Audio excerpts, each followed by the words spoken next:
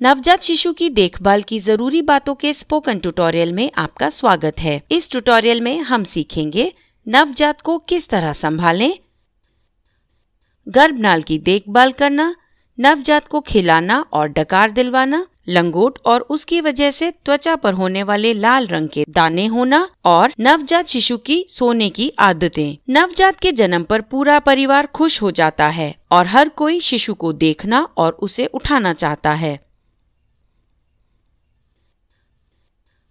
इसीलिए ये जरूरी है कि शिशु को उठाने से पहले कुछ नियमों का पालन किया जाए।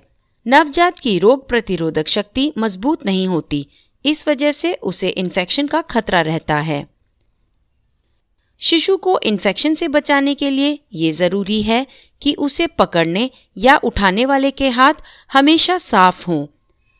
शिशु को उठाने से पहले हाथ साबुन और पानी से अच्छे से धोएं और साफ कपड़े पर सुखाएं। अब सीखेंगे पहली बात, जो है शिशु को कैसे उठाएं। शिशु को उठाते हुए हमेशा अपने एक हाथ से उसके सर और गर्दन को सहारा दें और दूसरे हाथ से उसके नितंब को। लिटाते हुए भी एक हाथ से सर और गर्दन को सहारा दें और दूसरे हाथ से नितंब को। जब भी शिशु को नींद से जगाना हो तो उसके पैरों पर गुदगुदी करें या फिर उसे सहारा देते हुए उठाकर बिठाएं या फिर हल्के से उसके कान को छुएं। हमेशा याद रखें कि नवजात शिशु बहुत नाजुक होते हैं। शिशुओं को संभालने से पहले याद रखें कि वो किसी भी तरह के खेल के लिए तैयार नहीं हैं। इसीलिए उसे घुटने पर रखकर ना हिलाएं और ना ही हवा में फेंक कर पकड़ें। कभी भी खेलते हुए या फिर गुस्से में उसे जोर के ना हिलाएं। उसकी गर्दन को अचानक से ना हिलाएं। इन सब से अंदरूनी चोटें लग सकती हैं। अब हम घर पर गर्भनाल की देखभाल करना सीखेंगे। माँ की कोख में गर्भनाल ही शिशु को जिंदा रखता है, पर पैदा होने के बाद गर्भनाल की जरूरत नहीं होती। पैदा होने के कुछ मिनटों में ही जब गर्भनाल धड़कना बंद हो जाए तो उस पर गांठ मार दें। जब तक शिशु घर जाने लायक होता है तब तक गर्भनाल सूखकर सिकुड़ने लगता है, फिर वो 1-2 हफ्तों में गिर जाता है। पर याद रखें, गर्भनाल में से शिशु के शरीर में इन्फेक्शन आ सकता है, इसीलिए इसका ध्यान रखना जरूरी है। कैसे? गर्भनाल को हवा लगाकर सूखा रखें।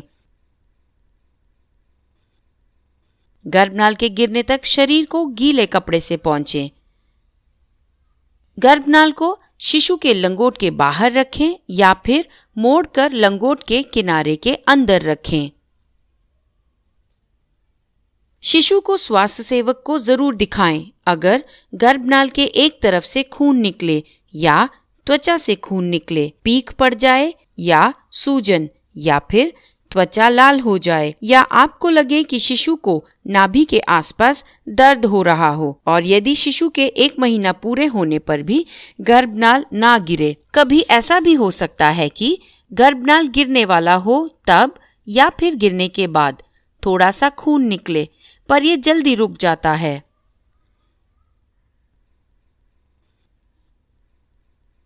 याद रखें, गर्भनाल को कभी भी ना खींचें, ना ही उस पर क्रीम या पाउडर डालें, ना ही उसके गिरने पर त्वचा पर पट्टी बांधें। अब हम पोषण की बात करेंगे कि कैसे शिशु को दूध पिलाया जाए। नवजात को पैदा होते ही 1 घंटे में दूध पिलाएं।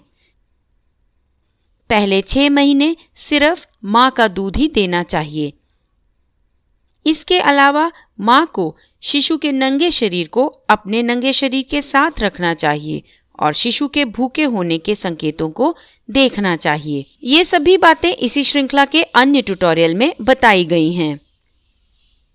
कभी कभी नवजात शिशु को दूध पिलाने के लिए बार बार जगाना पड़ता है, खासकर समय से पहले पैदा हुए कम वजन के शिशुओं को। अगर एक स्वस्थ या फिर समय से पहले पैदा हुए शिशु को स्तनपान में दिलचस्पी ना हो तो मां को डॉक्टर या स्वास्थ्य सेविका से मिलना चाहिए। स्तनपान करते हुए शिशु हवा भी निगल लेते हैं, जिससे वे चिड़चिड़े हो जाते हैं। ऐसा ना हो इसके लिए हर स्तनपान के बाद शिशु को डकार दिलवाएं। ये इसी श्रृंखला के एक अन्य ट्यूटोरियल में बताया गया है। अगला है लंगोट के बारे में। जब भी शिशु पेशाब या मल करे तो उसे पीठ पर लिटाकर गंदी लंगोट को निकालें। पानी और मुलायम कपड़े से उसके गुप्त अंगों को साफ करें। इन जगहों पर साबुन ना लगाएं। अगर शिशु लड़की हो तो हमेशा आगे से पीछे की तरफ साफ करें। इससे पेशाब के इन्फेक्शन से बचाव होगा। लंगोट बदलने से पहले और बाद में माँ या फिर शिशु को संभालने वाले को हाथ अच्छे से धोने चाहिए। कभी ऐसा भी हो सकता है कि लंगोट की वजह से शिशु की त्वचा लाल या उस पर दाने हो जाएं। ऐसा होना आम है कि त्वचा लाल हो जाए और दाने भी हों। ये कुछ दिनों में गर्म पानी से नहाने पर और कुछ खास क्रीम लगाने पर और फिर कभी कभी बिना लंगोट पहनने पर ठीक हो जाता है। शिशु की त्वचा नाजुक होती है। गीली लंगोट से उसको तकलीफ होती है और त्वचा लाल और उस पर फिर दाने भी हो जाते हैं। इन सब से बचने के लिए शिशु की लंगोट हर पेशाब या मल के बाद बदलनी चाहिए। फिर उसके गुप्त अंगों को पानी और मुलायम कपड़े से साफ करें। बाजार में मिलने वाले गीले कपड़े या पेपर से नहीं, जिससे शिशु को तकलीफ हो सकती है। एक मोटी परत लंगोट की तकलीफ से बचाने वाली क्रीम की भी लगा सकते हैं। क्रीम जिसमें जिंक ऑक्साइड हो वो नमी को दूर रखता है। शिशु की लंगोट बिना रंग और खुशबू वाले साबुन से धोएं और दिन में कुछ वक्त शिशु को लंगोट ना पहनाएं। इससे त्वचा को हवा लगेगी। अगर 3 दिन से ज्यादा त्वचा को तकलीफ हो या फिर हालत ज्यादा बिगड़े तो डॉक्टर को दिखाएं। ये फफूंदी का इन्फेक्शन हो सकता है जिसमें दवा लेनी पड़ती है। आखिरी में हम बात करेंगे शिशु के सोने की आदतों की। एक दिन में शिशु 14 से 16 घंटे तक सो सकते हैं। नवजात एक ही बार में 2 से 4 घंटे सोते हैं। काफी नवजात शिशुओं के लिए दिन और रात में कोई फर्क नहीं होता। वे रात को जागते हैं और पूरा दिन सोते हैं। ताकि शिशु रात को अच्छे से सो पाए, ऐसा कुछ न करें कि उनकी नींद खराब हो। जैसे कि कमरे की रोशनी एकदम कम करके रखें और दिन में उन्हें जगा कर रखें, उनके साथ खेलें और बातचीत करें।